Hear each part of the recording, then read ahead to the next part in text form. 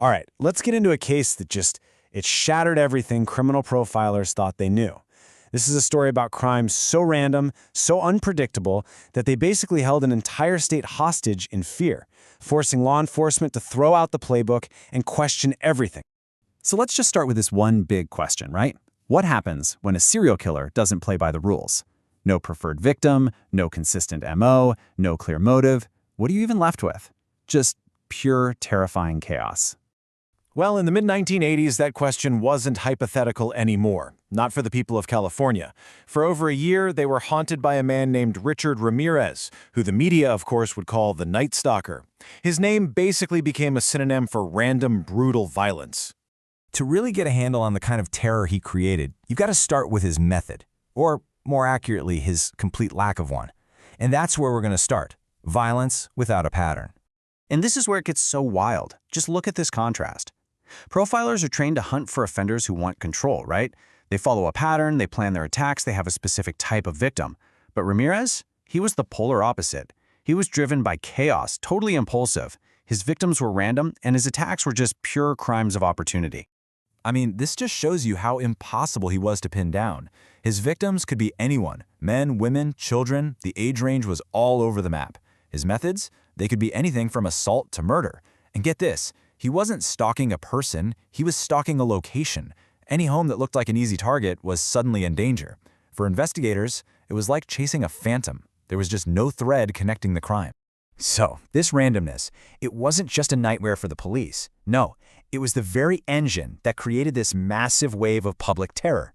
Which brings us right to our next section, the architecture of fear. And here's the thing you've got to understand. The fear wasn't just about how horrible the crimes were. It was about this creeping feeling that anyone, anywhere, at any time, could be next. His total unpredictability meant that nobody, and I mean nobody, felt safe. The impact on everyday life was immediate, and it was huge. People completely changed how they lived. They were buying guns, installing new locks, changing their whole daily routine. You had neighbors who barely knew each other suddenly sleeping in the same house just for safety. And of course, every news report just cranked up that anxiety, spreading the fear like wildfire from one neighborhood to the next. You know, this quote from the source material really hits the nail on the head. Our sense of safety, it comes from routine, right? From the familiarity of our own home, our own bed. Ramirez attacked that very idea. He made the safest place you know feel like the most dangerous place on earth. But the question is always, why? What drives someone to act with that kind of pure chaos? Well, that question brings us to his psychological profile. Let's talk about him as an impulsive offender. Now, look, there is never a single simple explanation for this kind of behavior, but his background does give us some context. He was born into a really unstable home, suffered physical abuse and even head injuries as a kid, and was exposed to both graphic violence and substance abuse from a very young age. These are often the kinds of contributing factors you see. Psychological evaluations pointed to all the classic traits of antisocial behavior. And when you look at this definition, a total disregard for other people, impulsivity, a complete lack of remorse, you can basically draw a straight line from that to his actions. He just wasn't operating with the same sense of empathy or consequence as most people. And this is a really key distinction. He wasn't building some grand, elaborate fantasy or trying to control his victims in a methodical way. His motivation was way more immediate. It was about the thrill of the moment, the power he got from inducing fear, and just the instant gratification of his impulses.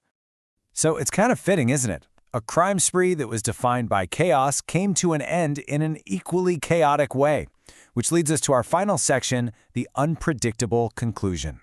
Because he had no pattern, there was just no way for profilers to predict his next move. His capture didn't come from some brilliant detective cracking a code. It came from a combination of luck, a few crucial mistakes he made, and ultimately, the power of an alert and frankly terrified public. So here's how it all went down. Investigators finally connected enough evidence to get his name, and then bam, his mugshot was blasted across every newspaper and TV screen. Not long after, he was recognized on the street in East LA, not by police, but by local residents who chased him down and literally held him there until the authorities could arrive.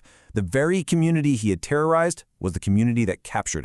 Richard Ramirez ended up dying of natural causes on death row in 2013. But his legacy wasn't just about his crimes. It was about the unique way he completely redefined our understanding of fear and vulnerability. And that leaves us with this one last crucial thought.